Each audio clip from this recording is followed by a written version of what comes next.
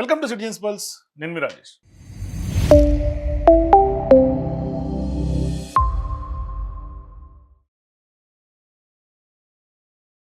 తెలంగాణ రాష్ట్ర రాజకీయాల్లో కేసీఆర్ రీఎంట్రీ ఇచ్చిన తర్వాత రాజకీయాలు ఒక్కసారిగా మారినాయని చెప్పుకోవాలి. తాజాగా జగిత్యాల మీటింగ్ తీసుకున్నా, లేదు తాజాగా బీఆర్ఎస్ భవన్లో నిర్వహించినటువంటి ఆ యొక్క కీలక నాయకులతో సమావేశం తీసుకున్నా. మరోవైపు ఆ సమావేశంలో ఆయన చేసినటువంటి దిశానిర్దేశం కానీ, లీడర్లకు ఇచ్చినటువంటి గైడెన్స్ చూస్తే ఖచ్చితంగా ఇవాళ బీఆర్ఎస్ పార్టీ రీలోడెడ్, అంటే గన్ను గద ఏ విధంగా అయితే రీలోడెడ్ అవుతుందో ఆ దిశగానే ఇవాళ బీఆర్ఎస్ పార్టీ ఒక్కసారిగా రీలోడెడ్ అవుతోంది రాజకీయాల్లో అని చెప్పక తప్పదు.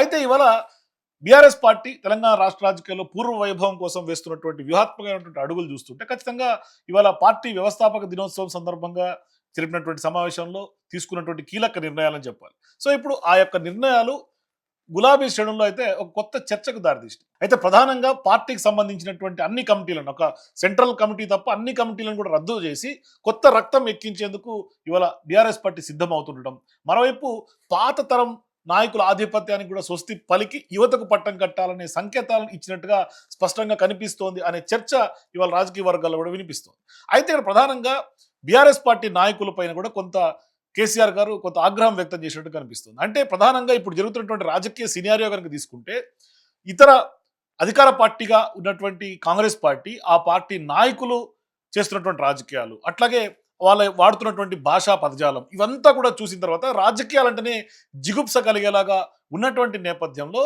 ఇప్పుడు బీఆర్ఎస్ పార్టీ నాయకుల్ని ఆ దిశగా అడుగులు వేయకండి, అంటే ఆ యొక్క భాష మీరు మాట్లాడకండి అనేది చెప్తూనే ఖచ్చితంగా ఎమ్మెల్యేలైనా లేదంటే ఎవరైనా కూడా, అంటే నాయకులు ఎంతటి స్థాయి వాళ్ళైనా కూడా ఖచ్చితంగా ప్రజాక్షేత్రంలోనే ఉండాలి, విస్తృతంగా ప్రజల్లోకి వెళ్ళాలి, ప్రజా సమస్యల కోసం కొట్లాడాల్సినటువంటి అవసరం ఉంది. అటువంటి నాయకులకు మాత్రమే ఖచ్చితంగా టికెట్లు భవిష్యత్తులో పార్టీ ఇస్తుంది అని చెప్పినట్టుగా తెలుస్తుంది. మరి పార్టీలో ఖచ్చితంగా కూడా వ్యక్తిగత విభేదాలు పక్కన పెట్టి సెల్ఫ్ ఎజెండా లేకుండా ఖచ్చితంగా పార్టీ కోసం పనిచేయాలి, అటువంటి వాళ్ళకి అవకాశాలు కల్పిస్తాము అని కూడా చెప్పినట్టుగా కనిపిస్తుంది. అట్లాగే పార్టీ లాయల్ కార్యకర్తలను ఖచ్చితంగా గౌరవించాలి, అటువంటి వాళ్ళకి అవకాశం ఇవ్వాలి. మరోవైపు ఖచ్చితంగా కూడా యాక్టివ్గా ఉండి పార్టీ సభ్యత్వాన్ని కూడా చేయించాల్సినటువంటి అవసరం ఉంది. మరోవైపు అవతల వాళ్ళు దిగజారని చెప్పి మనం దిగజారొద్దు. భవిష్యత్తులో ఎప్పుడో రానున్నటువంటి ఎన్నికల కోసం కాదు, మనం ముందు ఉన్నటువంటి ఇమ్మీడియట్ ఎలక్షన్స్ జిహెచ్ఎంసీ, అట్లాగే జెడ్పీటీసీ, ఎంపీటీసీ, ఇటువంటి ఎన్నికల మీద దృష్టి పెట్టండి, ప్రజాక్షేత్రంలో ఉండండి, ప్రజా సమస్యల కోసం గ్రామాల్లో పోరాటం చేయండి. అట్లాగే అటువంటి పనిచేసినటువంటి నాయకులకు మాత్రమే టికెట్లు ఇస్తాం తప్పితే రెఫరెన్సుల తోటి ఉన్నటువంటి వాళ్ళకి టికెట్లు ఇవ్వం.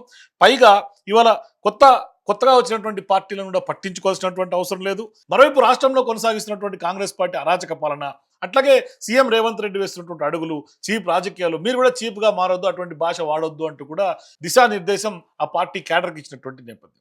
అయితే ఇక్కడ ఈ ప్రక్షాళనలో ఓవరాల్గా భాగంగా కనుక చూసుకుంటే పార్టీ వర్కింగ్ ప్రెసిడెంట్ కేటీఆర్ గారికి కొంత కేసీఆర్ గారు మరింత కీలక బాధ్యతలు అప్పచెప్పినట్టుగా మనకు స్పష్టంగా అర్థమవుతుంది. అంటే క్షేత్రస్థాయిలో పార్టీని పునర్నిర్మించే బాధ్యతను అయితే మాత్రం స్పష్టంగా కేటీఆర్ కు అప్పగిస్తూ ఇవాళ భవిష్యత్ నాయకత్వాన్ని తయారు చేసేందుకు వినూత్నమైనటువంటి ప్రణాళికను కేసీఆర్ ప్రకటించినట్టుగా తెలుస్తుంది. అయితే ప్రతి కాలేజీలో కూడా ఇప్పటికే బీఆర్ఎస్ పార్టీకి సంబంధించినటువంటి కమిటీలు వేయాలని, అట్లాగే యూత్ లో కూడా పార్టీకి సంబంధించినటువంటి వాళ్ళని కూడా ఇన్వాల్వ్ చేయాలనే అంశాలను కూడా కేసీఆర్ ఇప్పటికే కొంత దిశానిర్దేశం చేసినట్టుగా ఆదేశాలు జారీ చేసినట్టు తెలుస్తుంది. అయితే కేవలం ఎన్నికల సమయంలోనే కాకుండా నిరంతరం ప్రజల్లో ఉండేలాగా కూడా దూకుడుగా కొంత ముందుకు వెళ్ళాలని కూడా క్యాడర్ని కూడా కొంత ఆయన గైడ్ చేసినటువంటి పరిస్థితి. అట్లాగే సహజంగా ఎప్పుడు కూడా చంద్రబాబు నాయుడు అయినా టీడీపీ అయినా కొంత వ్యతిరేకంగా మాట్లాడే కేసీఆర్ గారు ఇవాళ ఆయన తన ప్రసంగంలో తెలుగుదేశం పార్టీతో పాత పొత్తును, అట్లాగే అప్పుడున్నటువంటి పరిస్థితులు కూడా ప్రస్తావించడం చూస్తుంటే ఖచ్చితంగా రాజకీయ వర్గాల్లో ఒక ఆసక్తిని రేకెత్తిస్తుంది. అంటే తెలంగాణ ఏర్పాటుకు ఆనాడు అంగీకరించేందుకు పొత్తు పెట్టుకున్నామని ఆయన గుర్తు చేసుకున్నటువంటి నేపథ్యంలో దాని వెనక ఏమన్నా రాజకీయ వ్యూహం ఏమన్నా కనిపిస్తోందా?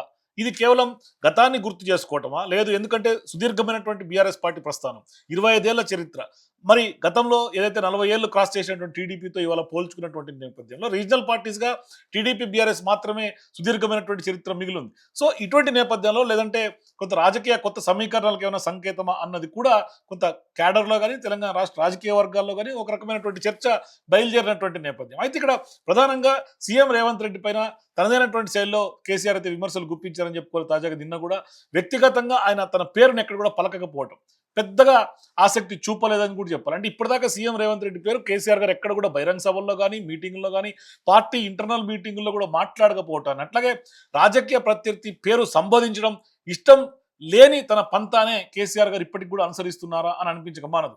అదే సమయంలో సొంత కుమార్తె కవిత గారి గురించి కూడా ఆమె కొత్తగా పెట్టినటువంటి రాజకీయ పార్టీ కానీ, లేదంటే కనుక తలెత్తినటువంటి వివాదాల గురించి కూడా ఎక్కడ ఆయన స్పందించడం లేదని కూడా స్పష్టంగా చెప్పుకోవచ్చు. మరోవైపు బీఆర్ఎస్ పార్టీ పెద్దగా దాని మీద ఫోకస్ చేసినట్టు కూడా కనిపించట్లా. అయితే యువతకు ప్రధానంగా ప్రాతినిధ్యం ఇచ్చేలా కేసీఆర్ చేసినటువంటి మాస్టర్ ప్లాన్ మళ్ళీ ఖచ్చితంగా బీఆర్ఎస్ పార్టీని గాడిలో పెడుతుందని, అధికారం దిశగా అడుగులు పడతాయని క్యాడర్ అయితే కొంత కాన్ఫిడెన్స్ కనిపిస్తోంది. మరోవైపు పాత నేతలను పక్కన పెట్టి యువతకు ప్రాధాన్యత ఇవ్వటం వల్ల ఖచ్చితంగా కూడా కొంత అసంతృప్తి కూడా వచ్చే ప్రమాదం ఉన్నప్పటికీ పార్టీ మనుగడను దృష్టిలో పెట్టుకొని ఖచ్చితంగా తప్పనిసరిగా కొన్ని కీ డెసిషన్స్ తీసుకున్నట్లుగా స్పష్టంగా అర్థమవుతుంది. మరోవైపు జీవన్ రెడ్డి లాంటి వాళ్ళని కూడా ఇప్పుడు పార్టీలో ప్రోత్సహించడం, మరోవైపు ఆయన కీలక బాధ్యతలు అప్పచెప్పడం, ఆయన వల్ల ఖచ్చితంగా తెలంగాణ యావత్తు కూడా ఆయన జాయినింగ్ తర్వాత బీఆర్ఎస్ పార్టీ ఒక్కసారిగా వేవ్ క్రియేట్ చేయడం, అట్లాగే కాలేజీ స్థాయి నుంచి కూడా క్యాడర్ని సిద్ధం చేయడం, అట్లాగే బీఆర్ఎస్ పార్టీ మళ్ళీ ఖచ్చితంగా పుంజుకుంటుందని కూడా గులాబీ శ్రేణులు అయితే ఆశాభావం వ్యక్తం చేస్తున్నాయి. మరోవైపు కేసీఆర్ గారు ఇచ్చినటువంటి టార్గెట్స్, అట్లాగే రాష్ట్రంలో కాంగ్రెస్ పార్టీ అరాచక పాలన, ఇదంతా కూడా చూస్తుంటే ఖచ్చితంగా బీఆర్ఎస్ పార్టీ రాబోయే ఎలక్షన్స్ కి కొంత రీలోడెడ్ అవుతున్నట్టుగా స్పష్టంగా కనిపిస్తుంది. మరోవైపు కేసీఆర్ గారు యొక్క స్పీచ్ తీసుకున్న ఖచ్చితంగా కూడా కఠినమైనటువంటి నిర్ణయాలు బీఆర్ఎస్ పార్టీ నాయకులపైన కూడా తనామనాన్ని భేదం లేకుండా తప్పు చేస్తే ఖచ్చితంగా శిక్ష ఉండే అవకాశాలు ఉంటాయి. అవకాశాలు ఖచ్చితంగా కష్టపడే వాళ్ళకు మాత్రమే అవకాశాలు ఉంటాయని చెప్పి సందేశం అయితే నిన్న మీటింగ్లో చాలా క్లారిటీగా ఇచ్చినట్టుగా కనిపిస్తుంది. సో మీరు కూడా బీఆర్ఎస్ పార్టీ రీలోడెడ్ పైన మీ అభిప్రాయాలు అండి నాకు కామెంట్స్ తెలియజేయండి. For more videos please watch citizens pulse.